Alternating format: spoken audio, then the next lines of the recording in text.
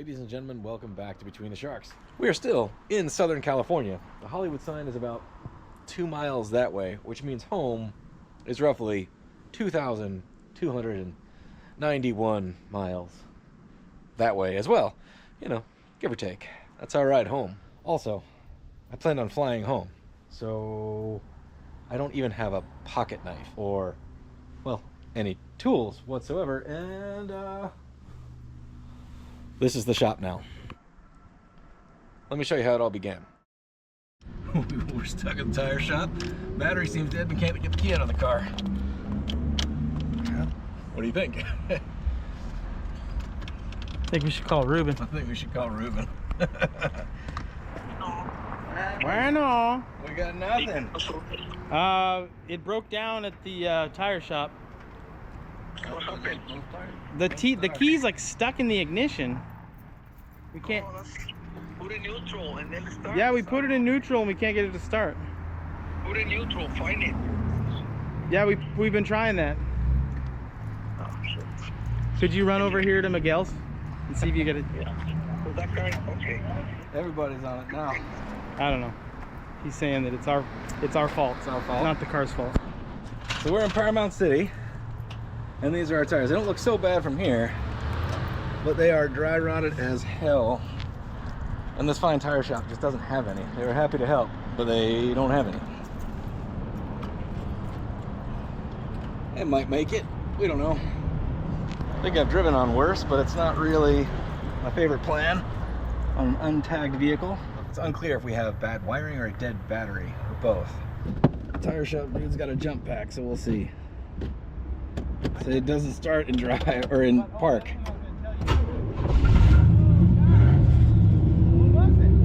Battery's dead. The battery's dead? I know, that's why it's weird. I don't know. It's gonna go that way.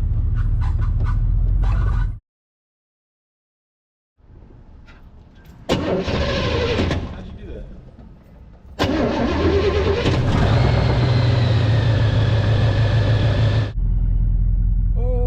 Okay, so we got it running enough. I am leaving the picture car company. I don't know if they want me to say their name or not that I bought this from. We've been working on it for a couple hours, just small things.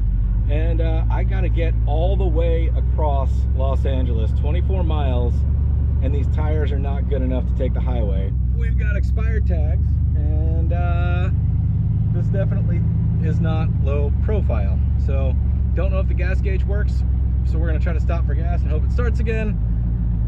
The adventure begins, ladies and gentlemen. Gas in California is no joke. Ouch. So the fuel gauge was full, but now it's over full. It took 7 gallons. This thing has the tach and the 130-mile-an-hour speedometer. I think it's the last year for that. Speedometer doesn't seem to work, but it has it. All right, white knuckle ride. See how many times we get pulled over by LAPD. Not feeling great about it.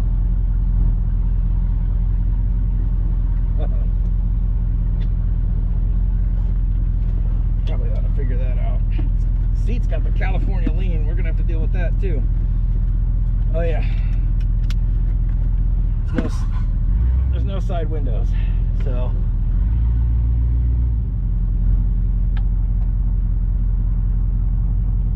Here we go. All right, we're like 15 minutes into our journey. The tires are so bad. I'm really hoping they make it this 25-mile journey. And then I got to figure out where to get tires. Kind of an oddball size. Went to a tire shop already. They told me 170 a piece in 2 hours and some off-brand. And I said, yeah. So far it's staying cool. It's kind of got oil pressure. I mean, it does drop down at idle. So, you know, I'm going to pretend it's fine because it's going to be fine. Small block Chevy. It's okay, I hope. Oh boy, so we're 25 minutes into the journey. Right now it's saying 50 more minutes to go. So roughly an hour and a half to go 24 miles. The highway shouldn't be that bad. It's a Saturday morning in Los Angeles, but stoplight to stoplight it's gonna take a minute. So far so good. It's staying at temperature. it's got oil pressure. That's all I'm gonna say about that. And I guess like it's got brakes, because we're hitting the brakes every 100 yards basically. Check out these mini bike dudes. And I thought I was doing some illegal stuff today. Nothing compared to that. Oh, oil pressure. Yikes. Don't worry about it. Don't even worry about it. 10's enough, right? 10's fine. You can't learn to trust your new old car unless you just take it out and drive it. If it breaks down, you fix it, figure out why it broke down, and make it mo better. But it is a little bit nerve-wracking.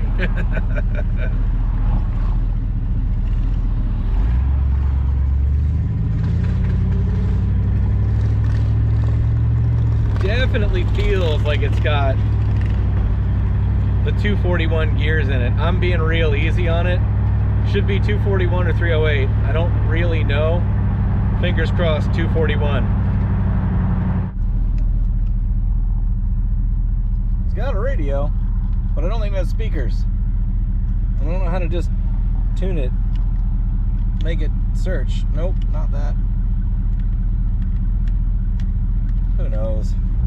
It's vibrating really bad. I've been down this road before. Not this physical road. I have no idea where I am in Los Angeles, but I think a tire is coming apart.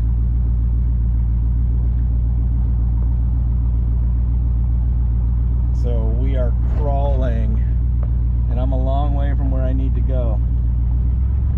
Not good. Not good at all. I don't know how fast I'm going, but I know it's not fast. Oh, and I'm in the middle of nowhere. I'm by a rail yard and some warehouses. Yeah. I think it's the rear right, but I don't know.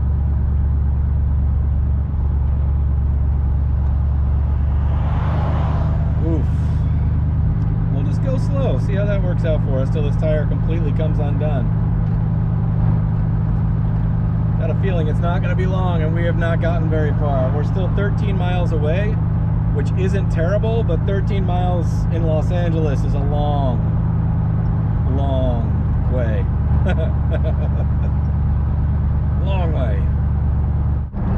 This may be the longest 24 miles I've ever driven.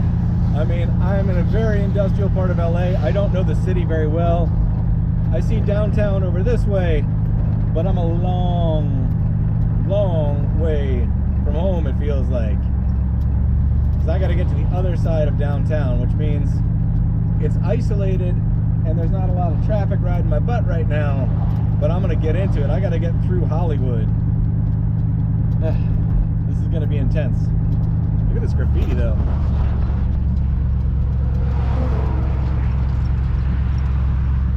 That's rad.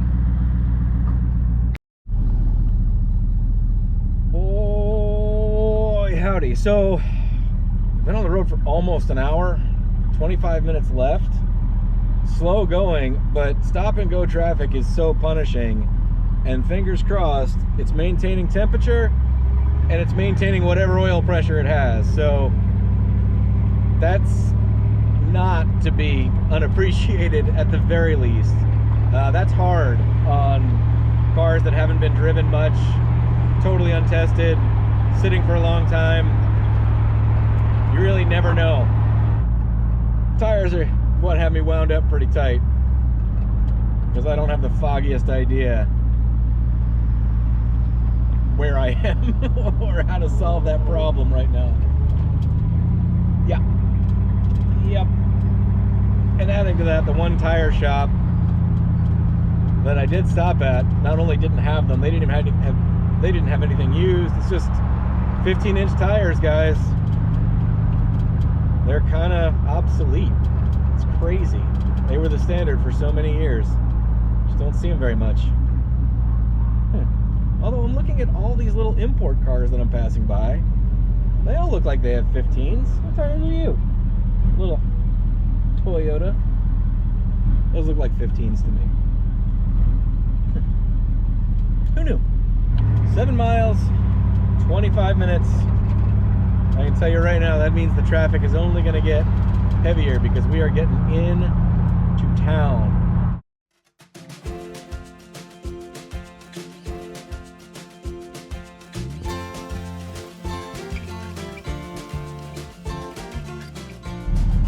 Way up on the hill, the old Hollywood sign, which crazily enough, where we're staying is right below the sign. So that's how far away we are. We're close, but we're not that close. And we gotta get there. Man, okay. Let's do it. We are 3.1 miles away. This is the berlinetta model, and it is, well, supposed to be the luxury comfortable model. So I'm gonna assume the shocks are gone, and I know the tires are basically squares. Here we go. We're gonna do it. We're gonna do it. We're gonna do it. That light might have been a little more red than yellow, but we're 1.5 miles away, and this thing has been sitting in stop and go traffic for over 1 hour and 20 minutes. Oil pressure's low, but it's staying consistent, and the temperature, it's hanging in there. I mean, it's assuming that gauge is right and the motor's not completely overheating right now, but the gauge does seem to be reading. I'm impressed with that. I think this thing also has all the California smog stuff still on it and attached. Kind of has to here. And the idle's pretty smooth, pretty consistent. Not what you would expect with, you know, vacuum lines from 1979. Boy, howdy. White knuckle ride, but I know where I am now. I recognize the area, which means I could probably walk home from here if I had to. Wow. I gotta fix this seat though, man. The California lean. I guess I got too much East Coast in me. Here we go. There's the old Hollywood sign. We just got to get about 1 mile up this road straight at it. Look at that. There are classic cars kind of parked everywhere, just on the street. I don't know if car culture is that huge or just so many people in LA, but there are a lot of old cars here, and it's pretty cool. I was feeling like I was missing out, but no more. I got a jalopy of my own. It's a rattle trap, bad tires, mostly illegal to drive. It's fine. Look at that.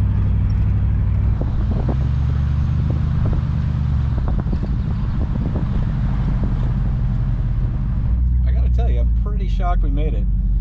My phone also told me it was on low power about 20 minutes ago, so when I was gonna break down, I was gonna be stuck. Completely clueless as to where I was and unable to reach anyone. That would have been awesome. See the Hollywood sign peek right through these trees.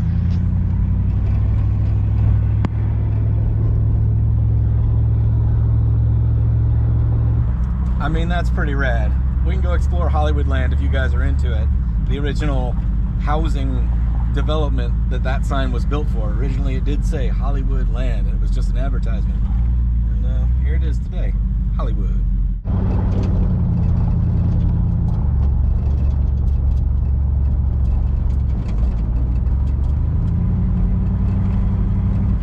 Rad. Man, I can't believe we just about made it.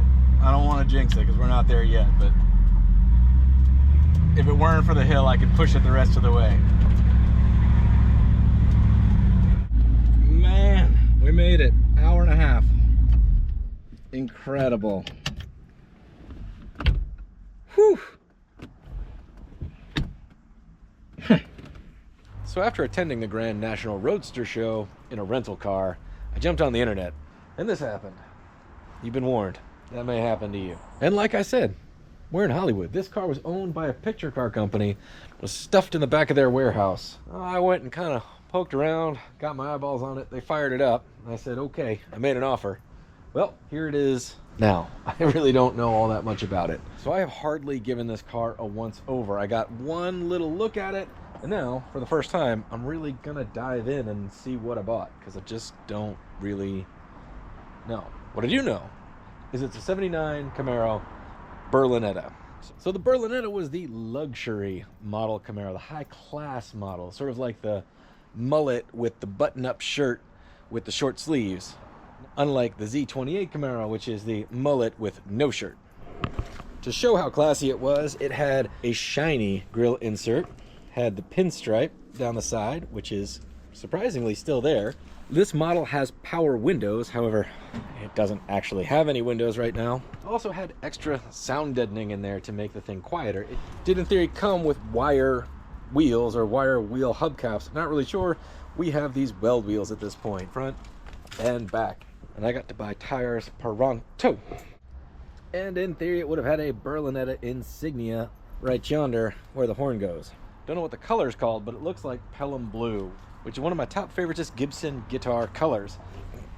Sort of had me sold with its patina the moment I saw it. As I said, I bought this from a picture car company. Now, a picture car company rents cars to movies. So this thing has been used in movies, but that means that the guys that owned it didn't necessarily drive it regularly, right? It was just rented out. That's also why it has no side glass. Apparently, it was shot out for a movie. So there's pieces of glass in there, and we have got to find some side windows sooner than later. As far as the body goes, this seems to fit the old adage of the rust-free California car, which I've been car shopping, and there is, well, I was starting to believe no such thing, because California cars seem to have a ton of rust just in weird places. The weirdest place is the roof. Roofs rust out from California cars all the time, and I don't know why. Even my murder van had rusty roof sections, but I'm seeing it everywhere on classic cars. And there's cars all over the roads here, but this one does not seem to have rust in any of the regular places. Like, even the rockers seem super solid. I'm sure I'm gonna find something that I'm missing, but yeah, I don't know. I mean, I think that pinstripe is original. I think it's original paint. Now, the odometer says 58,000 miles, but there's evidence that that's 158. I think a lot of it. You can see here from it sitting in the warehouse, that's just dust. Well, let's take a look-see inside. It seems to have the original carpet. Somebody was running some stereo business that we need to make sure is totally undone. I wonder if this actually looks like fake blood here as well on the back seat. But this is where the mysteries start, right? These seats look like they're in really good shape, except this one doesn't. Not California lean anymore. So I gotta see if I can fix that. But it's not destroyed like a common driver's seat. So I'm thinking these things have been replaced. Now the odometer says 154 something something, but we learned the speedometer's not working. And I don't know for how long it has not been working. So if you eyeball the edge of that brake pedal, oh, maybe I'm wrong. Is that the piece of it right there? Wait a minute. Wait a minute. Wait a minute. I saw the metal on the brake pedal and I said, okay, that's 154, not 54. But if that's the original brake pedal edge, I mean,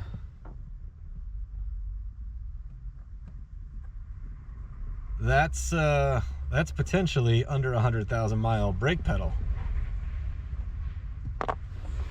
We need to dig a little deeper, and obviously with the speedometer disconnected, there could be some extra miles on it, but that's significantly less wear than it appeared to have. Interesting. That's kind of exciting. Also with the interior, these are in great shape and kind of cool, and probably not the right color because they don't match this blue vinyl, but these are cloth. So something has been replaced here. But the good news is, if I move this door panel, which is in very good shape, that's the door panel for that side. The seats are a little stained, but in very, very good shape. There's some weird plastic damage back here. I don't know if that's rodents or what kind of California creatures do stuff. I'm not going to pull the carpet up because ignorance is bliss. However, that feels pretty solid. I mean, try not to get seasick here, but the door bottoms, if I reach under, floors feel really, really, really, really solid. So that's all a win. We got suspect wiring everywhere, but we can solve that. So in here we got a little custom work. We got this 70s as hell super rear view mirror, berlinetta silver gauge panel, and it came with the full, I think it's the same gauge set that came in the Z28. So we've got fuel, battery, 130 mile an hour speedometer, which is totally rad. It changed to like an 85 or 90, I think in 1980, so this is the last year for that. And factory tack. It did seem like it was working, but the needle has broken off of it, so maybe we can fix that because it's super cool. Electric clock and temp gauge. Now, it is the standard hot rod. These were what I was reading on the drive back. At the very least, they seem to be working, and I know what the car ran at for an hour and a half, so I feel like if I get those same numbers, I'll be a-okay. It is an AC car, which is pretty nice. I don't have anything with AC, but having at least the dash plumbing, depending on what's still left under the hood, is a good start if I do want to add AC to it at some point. Because, you know, I'm already getting attached enough that it may just become part of the fleet. We'll see. Oh, seems to be missing whatever used to go like a trim piece right here. Maybe it's somewhere in the car. Haven't really looked around yet. Let's see if there's any RPO codes in the glove box. Nothing. I would imagine they would be right here. I am curious about the trim package and stuff, but I am most curious about what gear ratio is in the rear end. It should be a 308 or a 241. Now, hot rodders, you guys want the 308, and then you want to throw that in the trash and drop in some, like, you know, 411 gears. Me, I want this thing to keep up with traffic on the highway, and 241 gears would put this thing in its power band at 80, which is where I want to be. Now, in theory, the berlinetta came with color matched mirrors. Don't know if that's real or not real. This one fell off right as we were getting out, and one of the mechanics there, Juan, hot glued it back on there for me, and it got us down the road. He also is the first person I've ever met in person that's seen this channel. He has a couple of really cool Datsun 720 trucks, and I was telling him that I was having so much trouble with the one that's featured on this channel, and he was giving me some advice, telling me what he knew, on and on and on, and then goes, hey, you know, there's this guy on YouTube that's working on one. And I was like, yeah, this guy. Anyway, really cool guy, definitely a help. Gave me some advice, and we'll be in touch if he sees anything else in those videos that I don't really understand. Anyway, back to the Camaro. So if anybody knows where else to look for the RPO codes on these, let me know, because I can't find one. Again, doesn't really matter because it's, well, it's ours now. But a little doohickey. Ha! Got original blue and yellow plates. So if you're not familiar, everybody knows the California black plates. Well, these are the 70s version, not being reissued. Unfortunately, I don't have a matching set. I have a front plate and this plate that's very, very expired. Still super cool to have. I mean, the original jack sticker is still here. I did pick up some oil. Oh, look, the berlinetta horn cover. This is clearly somebody had an amplifier, big battery cable, and honestly, well, dig this out, but it looks like this set the carpet on fire at some point. That is not rot, that is burned. So, you know, I guess somebody was turning it into the mullet no shirt version with their super cool car stereo. We do need to chase all this down and make sure none of it is connected.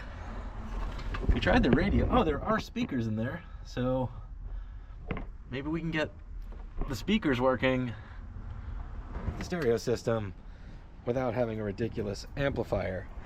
It was like solder melted all over the place. Like, who knows what they were doing.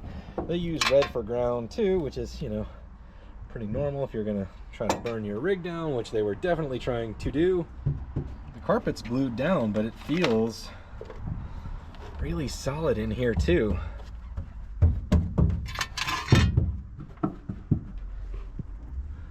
No soft spots. This trunk rail is actually really good, and these are prone to rot. They're definitely prone to rot under this trim, which is, you know, something we're not going to be able to get into for any reason. It's investigatory. We're going to have a serious problem to care about that. Let's take a look under the hood. It does have this checking on the fiberglass front parts. If you ask me, looks really cool. I mean, this is the original paint job. It's definitely a survivor car for whatever that means. All right, and there we are, the California of it all. That's right, the California only 305. I think it had 10 less horsepower. I don't think you could get the V8 at all in 79 in California. Has the original smog pump, all the vacuum lines connected, and what I imagine is the original quadrajet that is set up for California emissions. Thing is, it ran and idled great. So like, everyone at home is going, pull that off, put an Edelbrock on it. Well, you can't do that here in California, but I can do it at home, but I don't know that I will unless it gives me some kind of an issue. Being the luxury model, it is optioned power steering, which is a little wonky. It kind of makes crazy noises sometimes, and power brakes with front discs. Instantly, this is a great starter car if you want a classic to daily drive and you don't know a lot about cars. You can get a small block Chevy, turbo 350 transmission, power brakes, power steering car for just a couple grand. Now, the dude I bought it from was super cool and worked with me on the price, but the other reality about being out here in California is that only cars made before 1975 don't have to pass emissions or smog check. Everything after 1975 does. That is something Arnold Schwarzenegger signed into law here and stopped the rolling classic car date of 25 years. So a good shape 79 Camaro must have all original smog equipment. As far as I understand, they'll pop the hood, they'll look. If any of the original smog gear is missing, automatic fail before they even test it. That's a huge challenge for classic car owners out here in California. It drives the prices of pre-75 stuff up through the roof. Also, there isn't much of a market for these, so you don't see a ton of them for sale because, well, if you really want to register and drive it, you have to have it pass smog, and, well, that's a challenge. But I'll be taking this car to Atlanta, and there is a 25-year rolling classic car statute, so anything 25 years or older does not have to pass emissions, which for me means this car can become a daily at home. So we have some creative wiring here. This system did work. It got me all the way home. It's running off this small relay, but we have dual electric fans. They kept the car cool an hour and a half stop and go traffic. I don't think I ever got above 35 miles an hour. Looks like the belts are a little chewed up, probably a little sticky. We still have a lot of the AC stuff, but we're missing the compressor, which probably lives over here somewhere. This was clearly the old stereo wiring, which thankfully is disconnected, but this is where people screw up a lot. You put a 150 amp fuse between a wire this size and this size, but then when you get back here, this 8 gauge wire will melt before your 150 amp circuit and set your car on fire. Fuse is only good if it's the weakest link in the system. If your wire can handle less voltage and amperage than your fuse, well, your wire is now your new fuse. So we got an Optima battery. Don't know how old it is, but it seems to be working for at least right now. Transmission should be a standard turbo 350, but I haven't gotten under there to find out. Doesn't smell burnt, smells really fresh actually. I mean, they could have changed it recently. Who knows? But the transmission did seem to shift all right, but it definitely was driving as if it has highway gears. It wasn't very snappy. It was pretty sluggish off the line. Again, it is the California 305, which I think is, I mean, somebody put it in the comments, but I think it's around 150 horsepower. It's not a big deal, but it is a small block Chevy, so, you know, if a guy was inclined, he could snatch that out and put in one of the several 350s sitting in the garage at home, if we can get it 2,291 miles that way. Come here, buddy.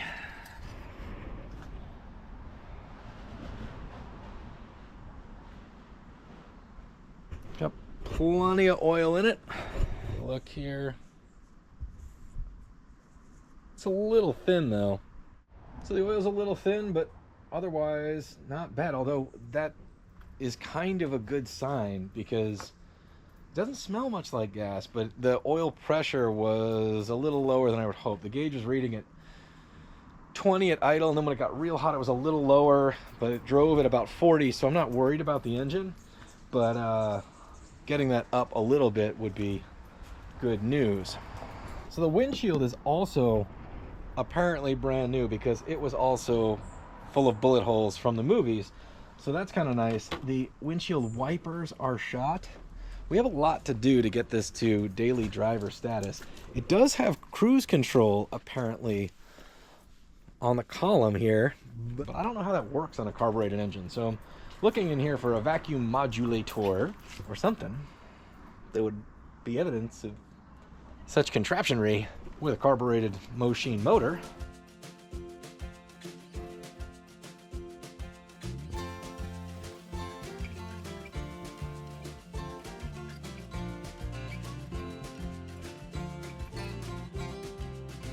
So there it is, ladies and gentlemen. It needs a ton of work because we've got to drive it thousands of miles that way. We're in Southern California, so I want to take in some of the Southern California things, including the Southern California car culture things. Before we get out of here, we should take this to Bob's Big Boy and see the car show there. Maybe we'll hit the swap meets to find the parts that we need to try to get this thing ready to cross the country in kind of still the winter, even though it's sunny Southern California right now. That would not be our whole journey back. Also, I planned on flying home, so I don't even have a pocket knife, let alone a socket set or a jack or, well, any tools whatsoever. And this is the shop now, apparently.